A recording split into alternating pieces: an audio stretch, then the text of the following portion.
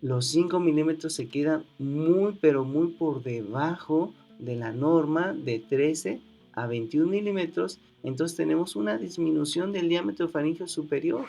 Puede ser que haya algo aquí, doctores, que está disminuyendo este calibre, ¿no? Muy bien, vamos a este análisis de McNamara. Recuerden que está compuesto por el triángulo hiperpendicular, que es propiamente el análisis de McNamara, y también tiene una pequeña sección del análisis de vía aérea superior. Antes de empezar es necesario ver, como es de costumbre, unos pequeños antecedentes. Graduado de la Universidad de California, Berkeley, San Francisco, Estados Unidos. Doctorado en Anatomía en la Universidad de Michigan, Estados Unidos, conferencista internacional en 38 países, con más de 300 artículos científicos en diferentes revistas. Ha escrito y editado y contribuido en 68 libros. Considerado un gran innovador en el diagnóstico y tratamiento ortodóntico. El Dr. James McNamara Jr., un 6 de diciembre de 1984 fue publicado en la revista American Journal of Orthodontics un nuevo método cefalométrico, conocido mundialmente como el análisis del Dr. McNamara. Este método está basado en los principios de los doctores Ricketts y el Dr. Harbour. Presenta lo que conocemos como el triángulo hiperpendicular de McNamara. Asimismo, un pequeño apartado del análisis de la vía aérea superior. Investigaciones que se centran fundamentalmente en la modificación clínica del crecimiento de la cara y maxilares de los pacientes. También nos aporta una de las innovaciones como el expansor o disyuntor palatino dento soportado utilizado para corregir paladares comprimidos en su parte central dentro de la ortopedia maxilar. Este análisis es útil para pacientes en crecimiento cuya observación clínica nos alerta sobre posibles problemas ortopédicos y para pacientes adultos en los que los problemas esqueletales plantean la posibilidad de una búsqueda de soluciones quirúrgicas. Las ventajas de este análisis dependen principalmente de mediciones lineales, más que mediciones angulares, ya que estos facilitan por una parte el estudio ortopédico y por otra parte la comunicación con los pacientes. Analiza la relación intermaxilar no solo en sentido sagital, sino que le agrega el estudio de los cambios o alteraciones en sentido vertical. Y como lo comenté, estudia superficialmente el estado de la vía aérea superior. Muchas gracias, doctor McNamara, por este maravilloso análisis cefalométrico. Muy bien, dejando a un lado la parte del triángulo hiperpendicular de McNamara, nos enfocaremos al estudio propio de la vía aérea superior. Entonces, antes de empezar un diagnóstico cefalométrico, es importante que hablemos de la respiración de una manera muy generalizada, en el cual es un proceso funcional e imprescindible, es decir, no podemos vivir sin respirar. Recuerden que hay esa difusión de oxígeno y dióxido de carbono que necesita nuestro cuerpo para llevar las funciones a nivel celular. También es un proceso involuntario y dinámico. Creo que nadie puede determinar, hoy no respiro. Y está relacionada con una estructura que nos compete a nosotros, que es la faringe, que además de cumplir diversas funciones, podemos encontrar las tres más importantes, que es la respiración, deglución y fonación. Para el estudio de esta misma, los científicos lo han clasificado como las vías aéreas o vías respiratorias. Entonces, necesitamos saber que las vías aéreas o vías respiratorias se dividen en vía aérea superior y vía aérea inferior. La vía aérea superior está compuesta por la cavidad nasal, la faringe, este tubito que ven aquí, y la laringe. Y la vía aérea inferior está compuesta por la tráquea, los bronquios y los pulmones. Tenemos que saber tres puntos importantes. ¿Para qué especialistas es de interés esta área? La función y la composición de estas mismas. Obviamente, dentro de la medicina, el especialista en esta área es el otorrinolaringólogo. También involucra lo que es el foniatra y el odontólogo. Así es, nos involucra a nosotros. ¿Por qué? Porque todo se relaciona en el desarrollo de estructuras craneofaciales, la oclusión dental y la fonación de palabras. Y asimismo hemos repetido la función de las vías aéreas superiores, que es la respiración, la deglución y la fonación. Y la composición de estas mismas es la cavidad nasal, la faringe y la laringe. Específicamente, la vía aérea superior está compuesto por la cavidad nasal, la faringe y la laringe. Es importante entender que la faringe, para su estudio, se divide en 3 secciones. La primera es la nasofaringe o rinofaringe, que se encuentra, si se fijan en este dibujo, se encuentra en la parte más posterior de la cavidad nasal.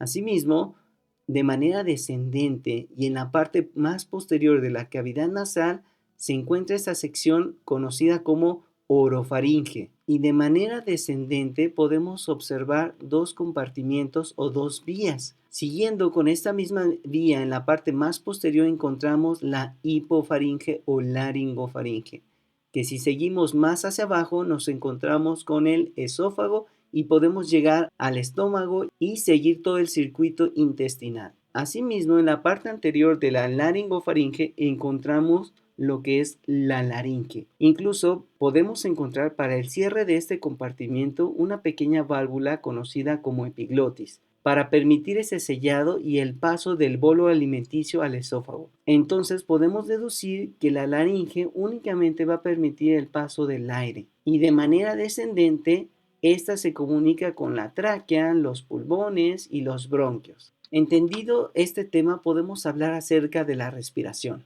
Ahora, la respiración nasal es una respiración considerada normal. Es la principal vía de suministro de oxígeno para nuestro organismo.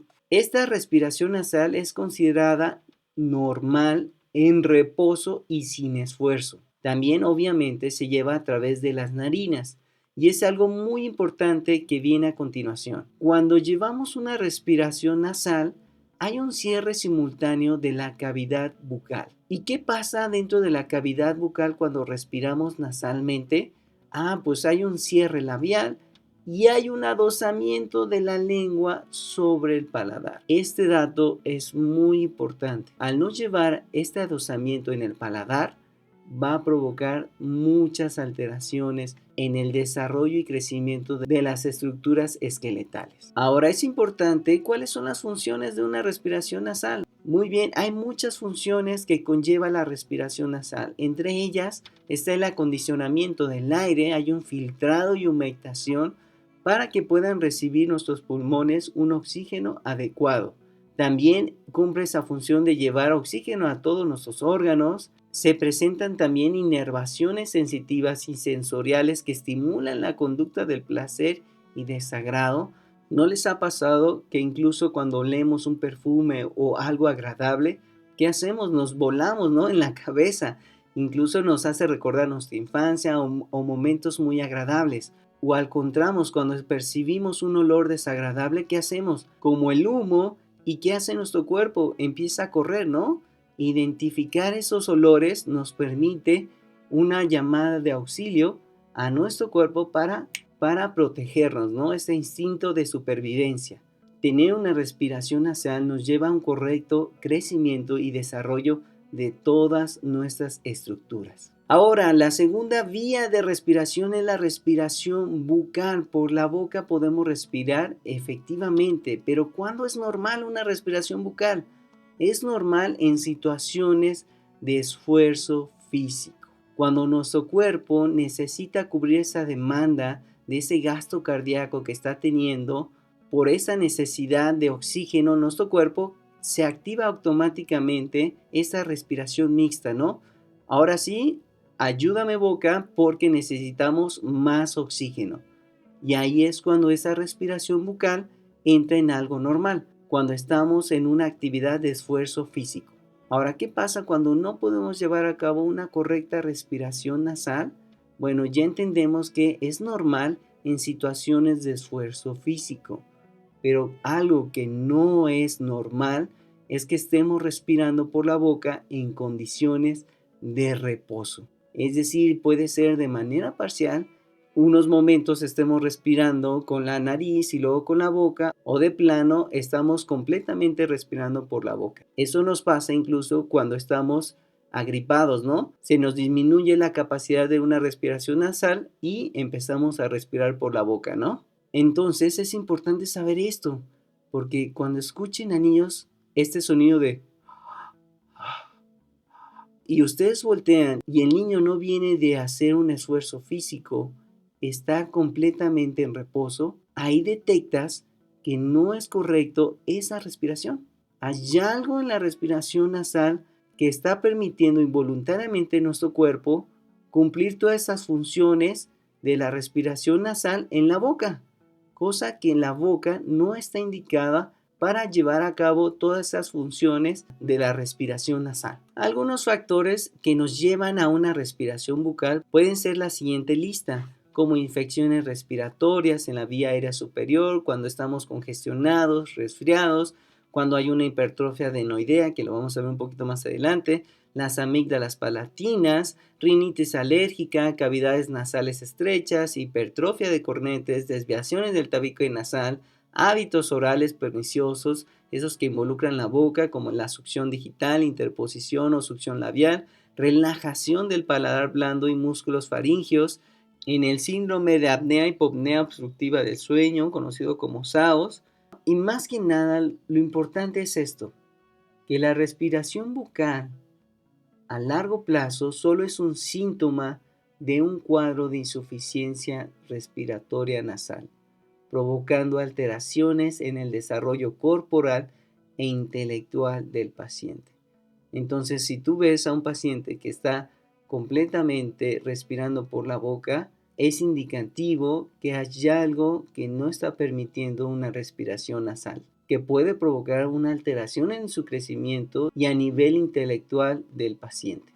Ahora, ¿cuáles son las complicaciones de una respiración bucal a largo plazo? ¿Qué puede pasar si el paciente está puro respirando por la boca en condiciones de reposo? Pues provoca una serie de adaptaciones que generan un desequilibrio a nivel de todo el organismo. Empezando, y se acuerdan lo que les mencioné al principio, que cuando llevamos una respiración nasal, ¿qué hace la boca? Se cierra y hay un adosamiento de la lengua en el paladar. Entonces, como ya no está esa respiración nasal y tiene que propiamente respirar por la boca, ¿qué hace la lengua? Pues adopta una posición más adelantada y descendida. ¿Para qué? Para que pueda permitir el paso del aire. Es como, a ver, ábrete boca, quítate lengua porque ahí viene el aire. Necesitamos aire para respirar. Y la lengua se baja y se proyecta hacia adelante. Ese es el primer factor que va a repercutir en el crecimiento del paciente. Otra de las complicaciones es que hay una mayor predisposición a enfermedades broncopulmonares y respiratorias. Recuerden que la boca no está cumpliendo esa función que tiene la nariz de filtrar y humedecer el aire, permitiendo un paso directo de organismos a nuestros pulmones. Ahora, podemos encontrar anomalías dentomaxilares provocando mayor actividad muscular, orofacial y postural. Es decir, hay un desequilibrio de fuerzas sobre las estructuras esqueletales, ¿no? Porque ya no está, digamos, ese gigante de la lengua que está adosando el maxilar. Entonces, ¿qué pasa? Ganan las fuerzas extraorales, provocando una falta de desarrollo transversal en el maxilar superior. Y a nivel dental, ¿qué podemos encontrar? Pues una inclinación de incisivos superiores, propensos a lesiones cariosas, y a nivel del periodonto también se afecta, iniciando una inflamación a nivel gingival. Pero déjate de eso, se altera el sistema estomatognático, la cabeza, el cuello, el tórax, las piernas, hay una alteración del cierre labial. Es decir, el labio superior podemos encontrar hipotónico, resecos, y el labio inferior hasta puede estar evertido y grueso, hipertrofia amigdalar y o adenoidea. Esos tejidos del sistema linfático pues se saturan de hiperactividad, ¿no? Y por eso podemos encontrar amígdalas muy grandes o a nivel de las adenoides, provocando una disminución del diámetro faríngeo superior, ¿no? Cabeza y cuello se anteponen sagitalmente, el músculo, la lengua es un músculo muy fuerte que de tanta proyección hacia adelante, pues ¿qué hace? La cabeza la va dirigida hacia adelante, porque necesita la boca el paso del aire, por lo cual va a provocar una postura de la cabeza y del cuello del paciente. Y también ni se diga hay un crecimiento rotacional posterior de la mandíbula, provocando un patrón dolicofacial. Incluso podemos encontrar a nivel de perfil del paciente una convexidad muy exagerada, ¿no? Por el tercio inferior que se está rotando en sentido horario. También, como no está respirando correctamente, hay una mecánica respiratoria que está deformando el esqueleto. La espalda encorvada, el tórax hundido, los omóplatos prominentes, los hombros hacia adelante, la musculatura pectoral falla, es decir, se queda hipotónica. Como no hay una correcta expansión de su tórax, pues el paciente se queda chiquito, ¿sí? Su tórax chiquito, porque no puede recibir toda esta expansión que provoca una respiración nasal, ¿no? Entonces provoca también una alteración en la posición de la columna vertebral, las rodillas en X, hay una rotación pélvica y los pies están planos. ¿Por qué? Porque necesitan compensar y mantener el eje del equilibrio para no caerse. Entonces, toda esta cadena de alteración estomatognático de la cabeza, del cuello, del tórax y las piernas es provocado por una respiración bucal, cosa que se pudo haber prevenido si se hubiera detectado que hay algo, una obstrucción o una disminución de la respiración nasal. Muy bien, entendiendo esto, hago la siguiente pregunta. ¿Cómo podemos detectar una respiración bucal? Como especialistas en el área de la orofaringe, podemos hacer una detección clínica y un análisis cefalométrico. Dentro de una detección clínica, tenemos que hacer una inspección de detalles anatómicos para detectar si existe alguna alteración de posición o aumento de tamaño en los labios, en el paladar, úvula, amígdalas, lengua, orofaringe, etc. Y así determinar al menos un grado de obstrucción del paso del aire en la vía aérea superior. También a nivel clínico podemos encontrar esas fascias adenoidea, ¿no?, que puede presentar el paciente. Recuerden que una fascia adenoidea está compuesto por dos elementos, que es la morfología facial, es decir, vamos a ver pacientes con una cara alargada y acompañada de una respiración bucal. Si el paciente tiene un patrón dolicofacial con diferentes elementos que vamos a ver ahorita, más a eso se detecta que respira por la boca, podemos diagnosticar este patrón como una fascia adenoidea, que ahorita lo vamos a ver más adelante. Y el análisis cefalométrico, existen muchos análisis cefalométricos para estudiar la vía aérea superior. Entre ellas, que es este tema, encontramos lo que es el análisis de McNamara y hace una pequeña evaluación del calibre de la vía aérea superior. Dentro del análisis clínico tenemos que hacer inspección de detalles anatómicos. Yo les voy a mostrar 3 puntos. El primero es labios secos y agrietados. Esto, doctores, ¿creen que esto es normal, tener labios resecos o agrietados? O no sé si han escuchado por ahí comentarios. Permítame, doctor, le voy a poner a mi hijo tantito Big Vaporru o vaselina para que sus labios estén más hidratados. Se voltean y dicen, permítame tantito.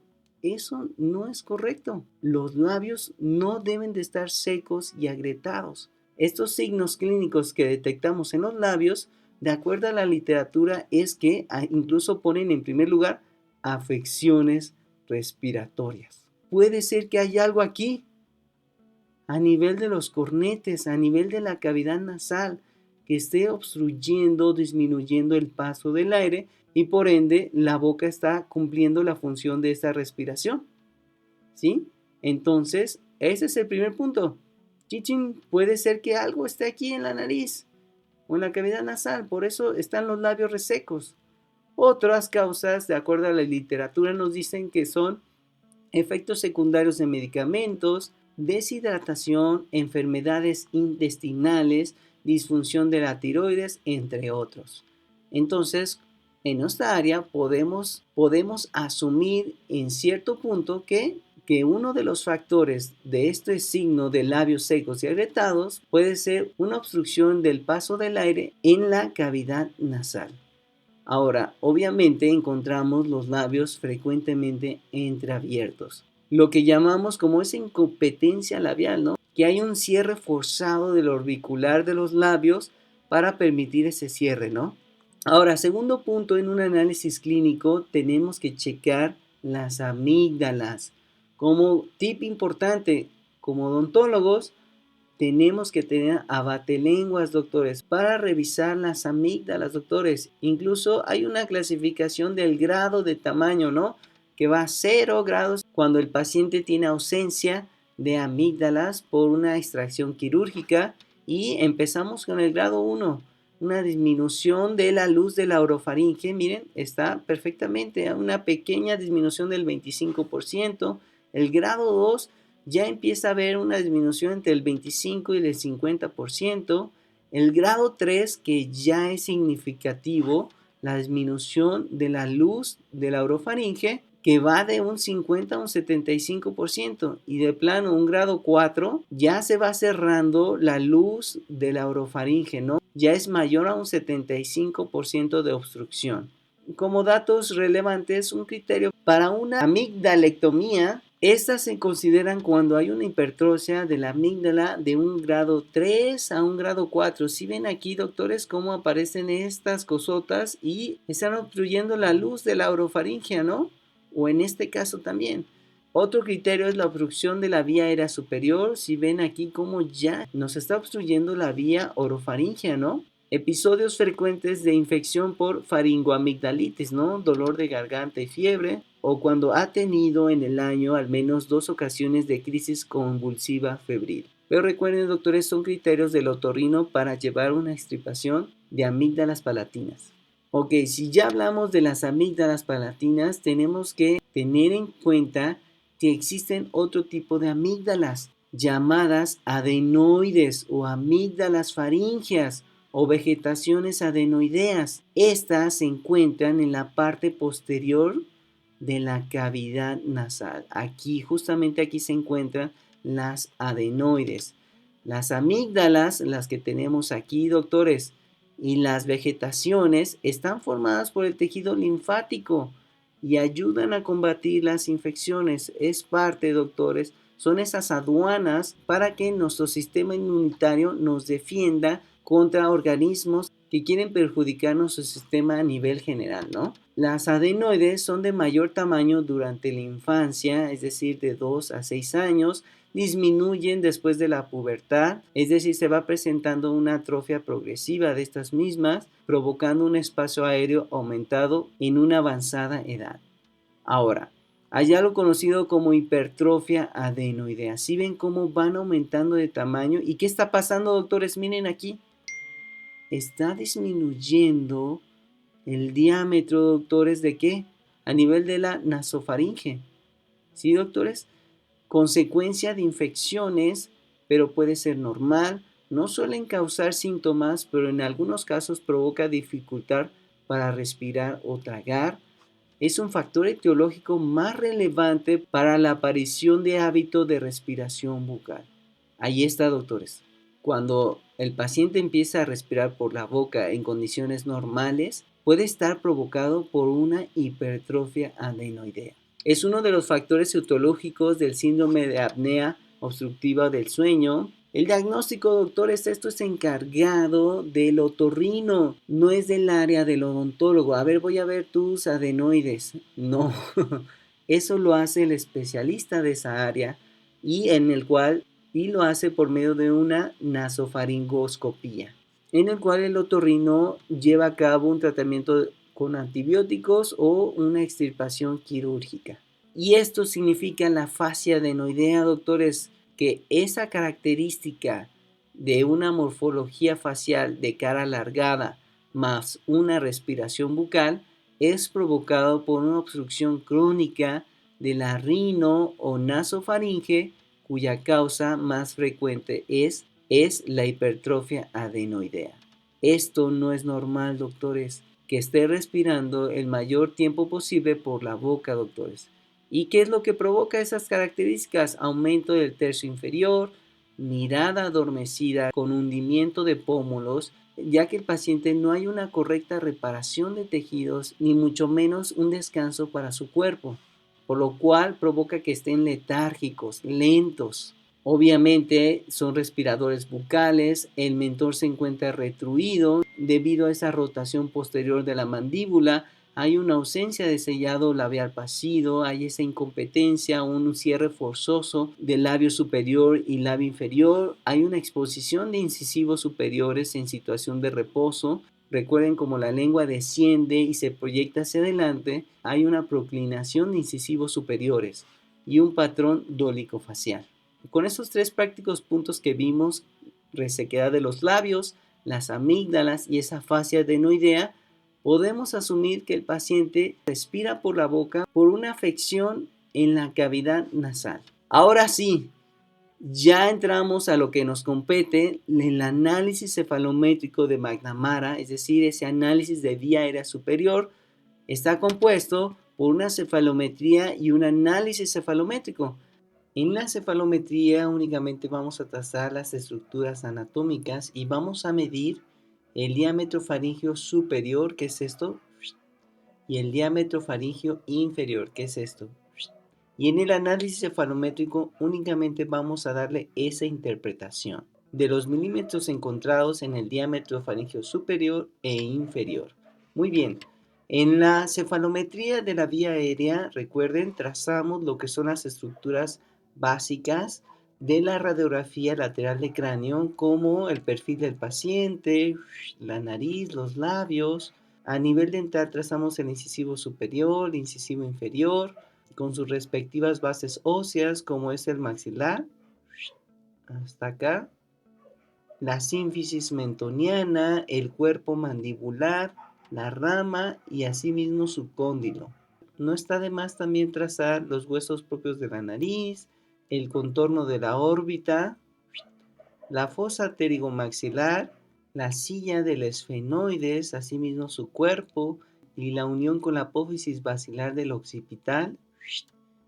Trazamos todo el cuerpo. En su parte media vamos a trazar lo que es el contorno de este tubo radiolúcido que se observa, el cual detectamos que es la faringe. Trazamos. A nivel de la espina nasal posterior vamos a encontrar esta figura circular, aplanada, radioopaca, que va a ser lo que es el paladar blando. Trazamos también este contorno posterior de la lengua y en algunas ocasiones podemos encontrar lo que es unos pequeños relieves de la epiglotis, ¿no? Y trazamos hacia abajo.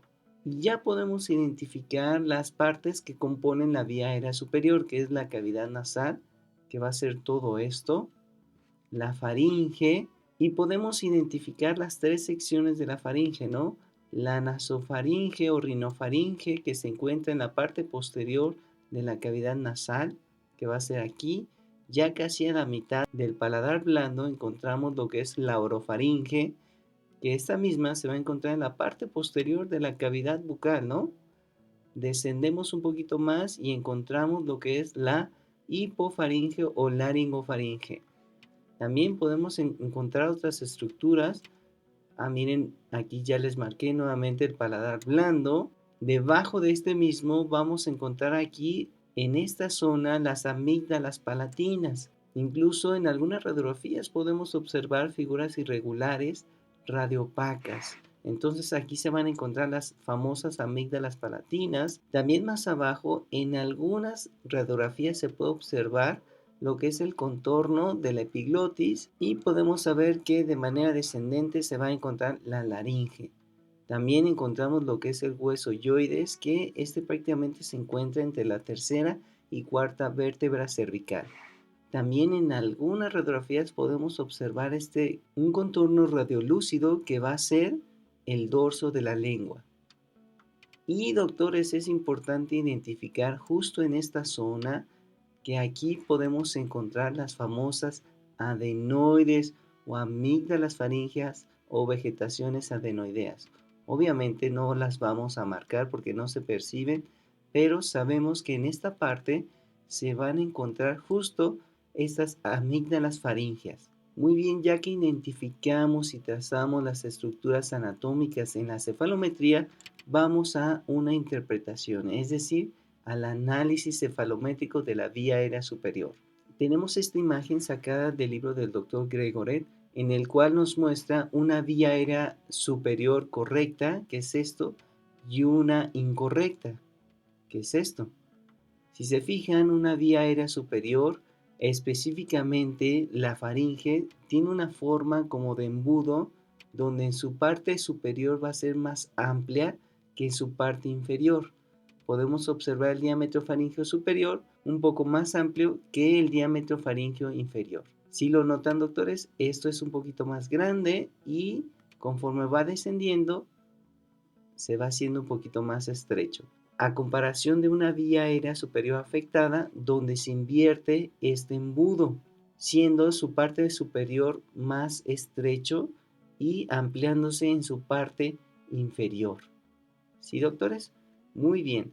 Entonces, les muestro, doctores, la ficha de recolección de datos. Si gustan, pueden tomar un screenshot y a continuación lo explicamos. Ok, vamos a medir entonces el diámetro faríngeo superior y el diámetro faríngeo inferior. Este diámetro faríngeo superior podemos encontrarlo como faringe superior, diámetro faríngeo superior, diámetro del tubo aéreo superior o profundidad nasofaríngea. Y el diámetro faríngeo inferior lo podemos encontrar como faringe inferior, diámetro del tubo aéreo inferior. Nos dice que en el diámetro faríngeo superior la norma es de 17.4, pero tenemos una desviación estándar de más menos 4 milímetros. Es decir, tenemos un rango de 13.4 a 21 milímetros. Incluso aquí lo pusimos de manera más práctica. ¿Cuánto mide la faringe superior? Es esto, 17.4 milímetros, y con su desviación estándar tendríamos un rango de 13.4 a 21 milímetros. Ahora, ¿de dónde a dónde sacamos esta medida? Prácticamente lo sacamos de la mitad del paladar, que sería aquí, doctores. Recuerden, el paladar blando se extiende un poquito más hacia acá y sería la mitad a la parte más próxima o inmediata de la pared posterior de la faringe. Nuevamente, doctores, lo sacamos de la mitad del paladar a la parte más inmediata de la parte posterior de la faringe. Ahora, cuando nos da datos mayores a la norma, es decir, que fuera 22, 23, 24 milímetros, pues nos dice que es un tubo aéreo amplio y hay una mayor ventilación. Entonces está perfecto.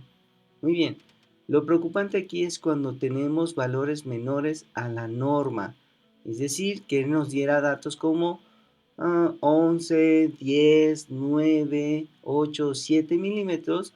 Pondríamos como concepto tubo aéreo estrecho, hay una disminución del diámetro faríngeo superior, es decir, una vía aérea menos permeable y también una posible región adenoidea aumentada.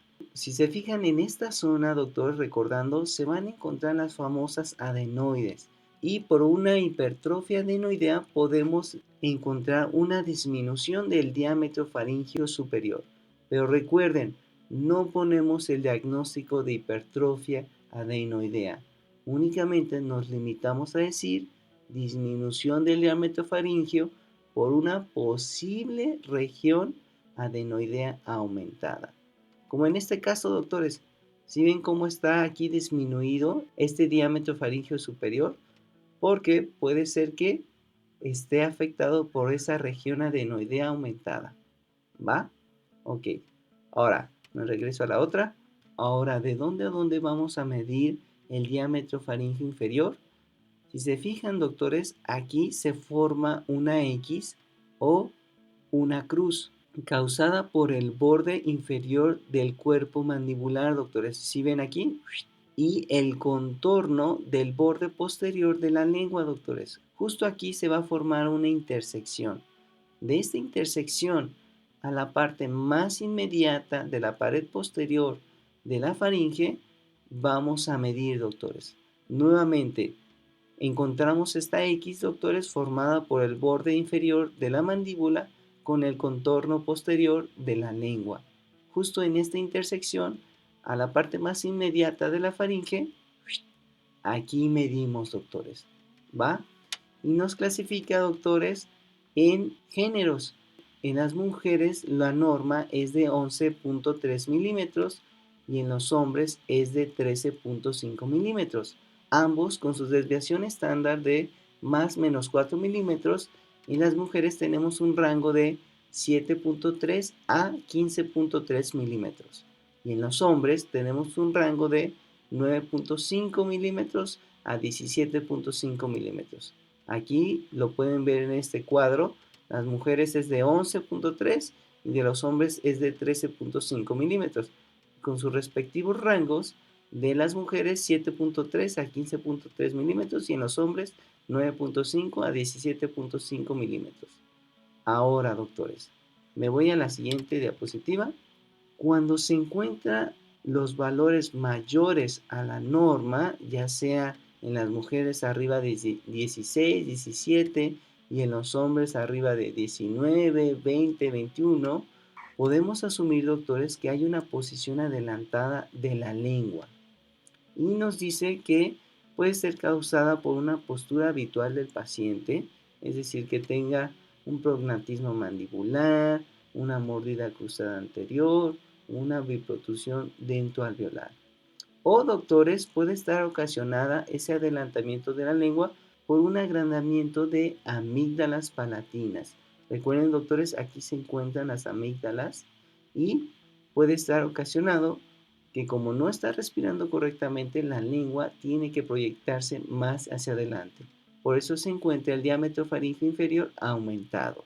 Y valores menores a la norma, como 8, 7, 6 milímetros, nos sugieren un tubo aéreo estrecho y hay una menor ventilación.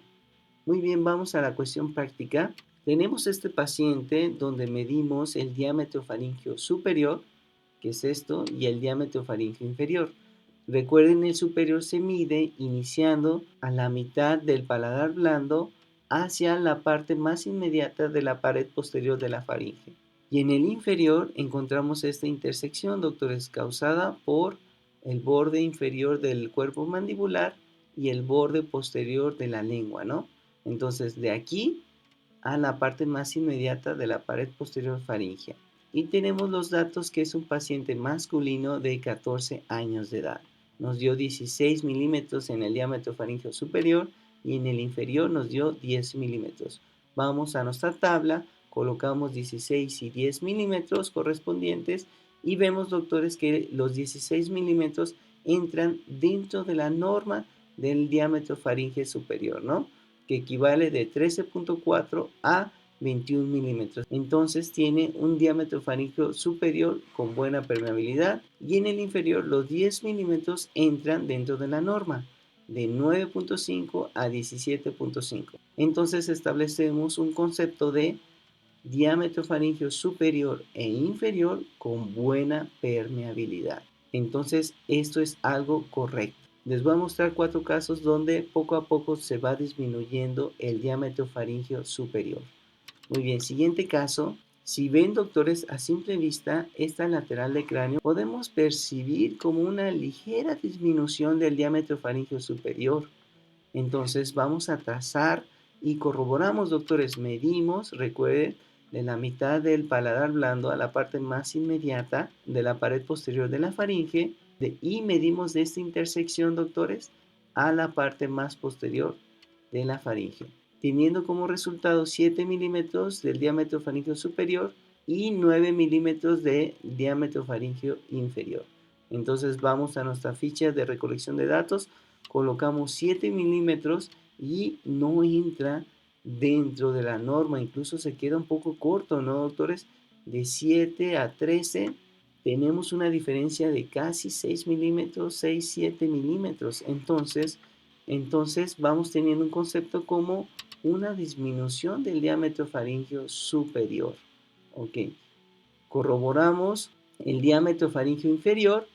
Este paciente es masculino de 8 años de edad, entonces pues prácticamente se queda un poquito corto, ¿no? Entonces podemos poner como un concepto de existe una disminución del diámetro faríngeo superior e inferior, es decir, tiene una poca permeabilidad. Y si se fijan hasta ahí, doctores, jamás ponemos hipertrofia adenoidea, inflamación de cornetes, etc. No, doctores, únicamente lo que detectamos, una disminución del diámetro faríngeo superior e inferior. Entonces, vamos al siguiente caso. Si se fijan, doctores, aquí en esta radiografía podemos observar justo la faringe invertida, ¿no? En su parte superior encontramos disminuido y en su parte inferior se encuentra más aumentado. Es un paciente igual, masculino de 8 años de edad, en el cual trazamos y medimos, doctores. Diámetro faríngeo superior nos dio 5 milímetros y en el inferior nos dio 19 milímetros. Vamos a nuestra ficha de recolección de datos. Los 5 milímetros se quedan muy, pero muy por debajo de la norma de 13 a 21 milímetros. Entonces tenemos una disminución del diámetro faríngeo superior. Puede ser que haya algo aquí, doctores, que está disminuyendo este calibre, ¿no? Y en el diámetro faríngeo inferior tenemos 19. Entonces tenemos valores un poquito mayores a la norma. Recuerden, el rango es de 9.5 a 17.5 y sacó 19 milímetros. Entonces hay un aumento del diámetro faríngeo inferior. Puede ser, doctores, que en la cuestión clínica detectemos unas amígdalas grandes. Por eso hay una proyección aumentada de la lengua y se aumenta el diámetro faríngeo inferior. Entonces podemos decir que hay una poca permeabilidad por una disminución del diámetro faríngeo superior y un aumento del diámetro faríngeo inferior. Vamos al siguiente caso, donde podemos percibir el agravamiento de la disminución del diámetro faríngeo superior. Si se ven, doctores, miren, casi está completamente cerrado, ¿no? El diámetro faríngeo superior y está aumentado el diámetro faríngeo inferior. Entonces trazamos y medimos, doctores. Aquí nos dice que nos dio como aproximadamente 2 milímetros y abajo nos dio 20 milímetros. Obviamente se quedó muy por debajo de la norma y este también, como es femenino, pues quedó por arriba de la norma. Y podemos decir que hay una disminución nuevamente del diámetro faríngeo superior y un aumento del diámetro faríngeo inferior. Hay una poca permeabilidad. Este caso, doctores, se tuvo que intervenir quirúrgicamente, haciendo una extracción de adenoides y amígdalas palatinas.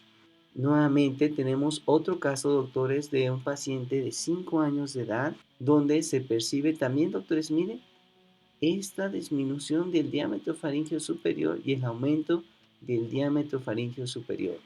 Trazamos, doctores, y aproximadamente nos da de 1 a 2 milímetros de diámetro faríngeo superior e inferior nos da 17 milímetros. Y donde también tenemos el mismo problema, una disminución del diámetro faríngeo superior. Este paciente también se corrigió quirúrgicamente, en el cual se tuvo que hacer la extracción de las adenoides y amígdalas faríngeas.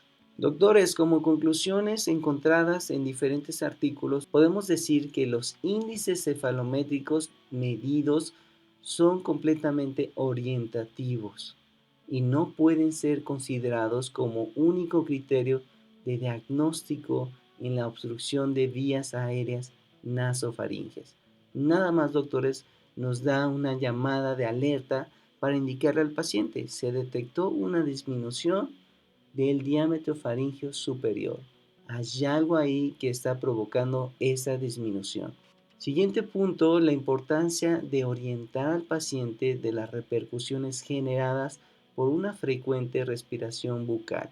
Es importante que le digamos al paciente las repercusiones que puede tener al respirar a largo plazo con la boca. Deja tú las maloclusiones, puede causar una afectación en el desarrollo general e intelectual de los pacientes. Siguiente punto, un diagnóstico más preciso deberá ser hecho por un otorrinolaringólogo en un examen clínico más profundo.